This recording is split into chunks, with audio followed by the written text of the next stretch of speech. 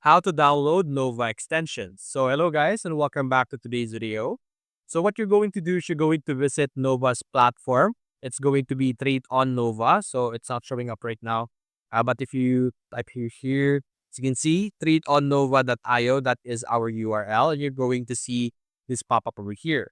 So it's going to prompt you to download the extension. So simply click on download for Chrome and you're going to install the extension, which will look like this, as you can see.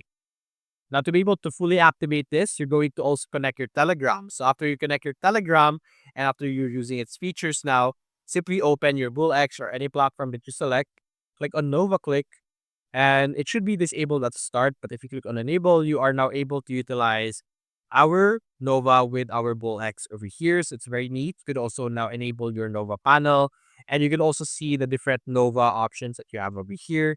You could also copy and paste some codes from the meme coin over here, so you can monitor it as well. So that's very straightforward. So as you can see here, let me go start and paste it. You can then monitor and do different actions with this specific meme coin. So that's basically it, guys. If you enjoyed this video, leave a like and subscribe. Thanks for watching.